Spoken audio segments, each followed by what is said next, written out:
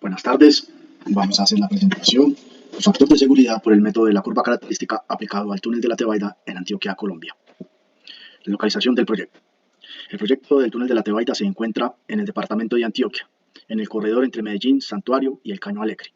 El túnel de la Tebaida hace parte de un proyecto denominado Ruta del Agua, el cual fue presentado como una iniciativa privada para la Agencia Nacional de Infraestructura, ANI. A continuación, veremos el desarrollo y las principales características del proyecto Ruta del Agua. La Ruta del Agua es un proyecto de iniciativa privada sin recursos públicos presentado a la Agencia Nacional de Infraestructura ANI dentro de sus proyectos de quinta generación.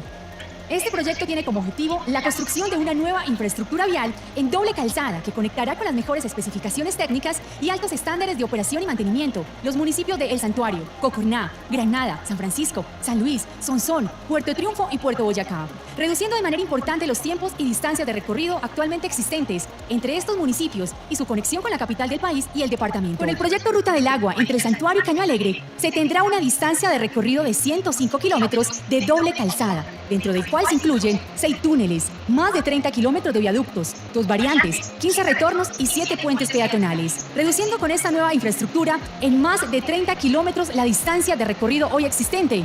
Esta nueva vía tendrá una velocidad de diseño de 80 kilómetros por hora, pendientes longitudinales máximas del 8%, un total de 100% de zonas de adelantamiento, reduciendo así el tiempo de viaje de 3 horas a 1 hora y 15 minutos, lo que equivale a una disminución cercana al 65% en su tiempo total de recorrido.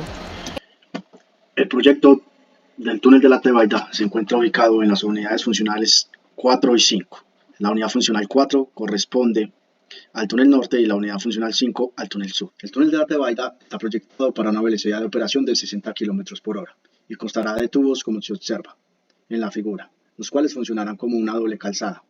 El túnel tiene una longitud aproximada de 2.8 kilómetros y con una cobertura que alcanza aproximadamente en su punto máximo los 360 metros de profundidad.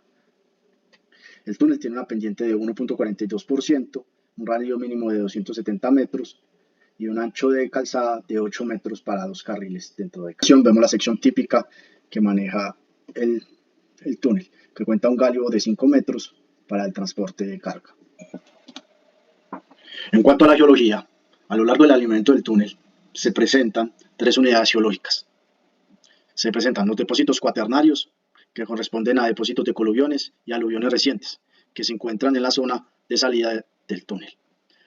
La otra unidad importante es el batolitio antioqueño, que está representado básicamente por la presencia de cuarciodoritas, granodoritas y tonalitas. Estas rocas se presentan en 2 sectores del alineamiento del túnel y cubre la mayor parte del alineamiento. Se encuentran constituidos de rocas ígneas instructivas que corresponden a cuarciodoritas y tonalitas, con leve grado de meteorización en la mayoría del tramo y moderado grado de meteorización en los metros iniciales de alineamiento.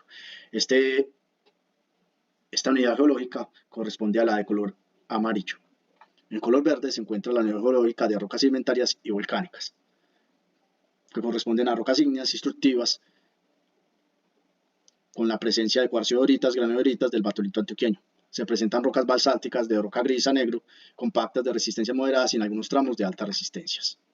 Durante la exploración geológica del túnel se hicieron 4 perforaciones y se realizaron 4 líneas de exploración sísmica, 4 tomografías eléctricas. En la siguiente imagen vemos cómo en perfil el túnel atraviesa las diferentes unidades geológicas. En su mayor recorrido atraviesa la unidad geológica del batolito antioqueño, correspondientes a distintos grados de horizontes de meteorización entre el niveles 1B, 2 y 3.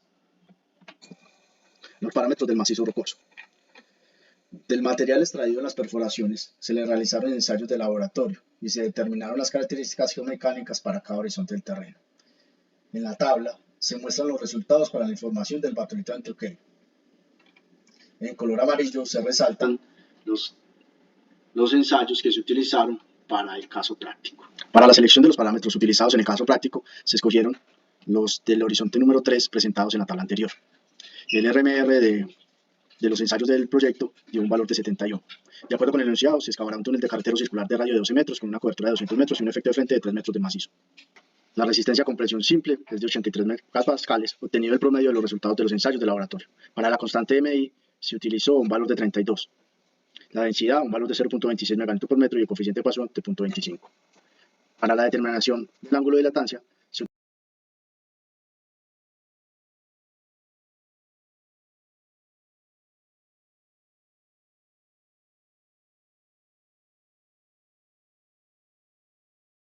práctico. Para los parámetros del sostenimiento. Para el caso de las cerchas, se utilizaron arcos metálicos HB100. En la parte podemos encontrar los datos del fabricante, la calidad del material y las características de los arcos mecánicos. Se utilizó un módulo de acero de 210 gigapascales, un límite de 150, el espacio longitudinal entre cerchas de 1 metro, el número de bloques de apoyo de 38 unidades, el espesor del bloque de apoyo de 10 milímetros y un módulo de ion para el apoyo de 10 para apoyos duros. Para la selección del sostenimiento tipo Gunita, se utilizó concreto proyectado de 35 megapascales y un espesor de 35 centímetros. Se utilizó un módulo de ion de 27.81 gigapascales, un coeficiente de paso de 0.2 y un espesor del concreto de 350 milímetros o 35 centímetros. Para los bulones, seleccionaron cables de diámetro de 25 milímetros, una longitud de 4 metros, una unidad por cada metro de desarrollo del túnel en el sentido transversal y desplazamiento longitudinal de 2 metros. El método de las curvas características es un método analítico que consiste en graficar la curva de convergencia del macizo rocoso y la curva de confinamiento del sistema de soporte. Estas curvas se presentan en un diagrama donde el eje de las ordenadas representa el esfuerzo radial y en las abscisas la deformación radial unitaria del terreno localizado en el contorno de la excavación. La evaluación de la interacción entre el macizo rocoso y el soporte se lleva a cabo mediante la superposición de las curvas. La interacción de estas curvas define la deformación radial alcanzada por el contorno de la excavación y la presión que ejerce el soporte para permitir dicha deformación. El cálculo de factor de seguridad se utilizó la recomendación dada por el Manual de Diseño, Construcción y Operación y Mantenimiento de Túneles para Colombia, publicado por el INVIAS, en el cual, para un sostenimiento permanente, para una condición de análisis estático, el factor de seguridad de 1.5 y en condiciones temporales 1.3. El factor de seguridad se calcula como el esfuerzo máximo que soporta el sostenimiento dividido sobre el esfuerzo de equilibrio que se encuentra en el punto donde se intercruzan las curvas. Vemos que la curva amarilla es la curva del sostenimiento, la curva verde es la curva característica del terreno. En el punto donde se cruzan es el punto de equilibrio de formaciones y ahí es el esfuerzo que se utiliza para calcular el factor de seguridad. Comentarios y resultados. Una vez ingresados los parámetros a la hoja de cálculo, se obtuvo la curva característica de la acción del terreno y de deformación longitudinal. En color verde, magenta y azul se tiene la curva para el macizo rocoso. En la coordenada de 25.13 milímetros de deformación del desplazamiento y con un esfuerzo de 0.41 megapascales se encuentra el límite del rango elástico del macizo rocoso. A partir de allí se encuentra y inicia el estado plástico del macizo rocoso. La curva de color rojo es la deformación longitudinal de este. Significa que a los 3 metros del frente de excavación hay una deformación de 11.2 milímetros y en este punto es la base para realizar los cálculos de los sostenimientos. La curva característica para el soporte con cerchas. El punto de equilibrio se encuentra para una deformación aproximada de 29 milímetros y una presión de 0.06 megapascales.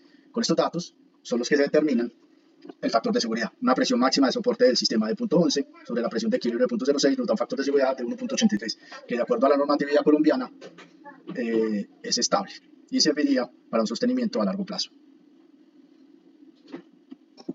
Curva característica para soporte con gunita.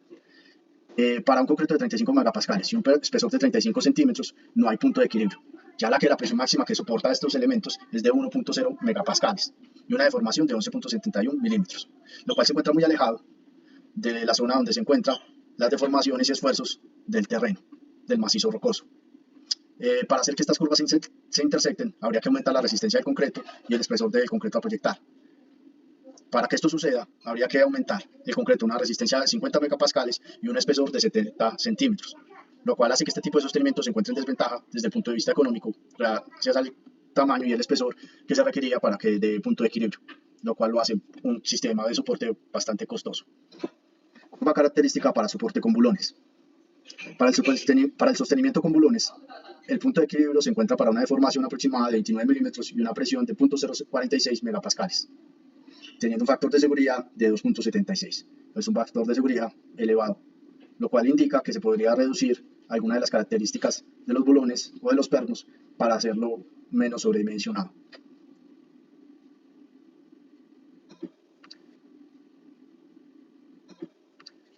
Entramos a analizar los sistemas combinados.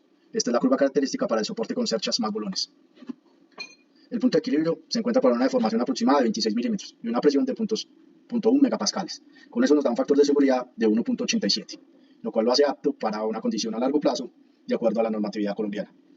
El sostenimiento empieza a reaccionar a solicitaciones del terreno a partir de los 11.2 milímetros.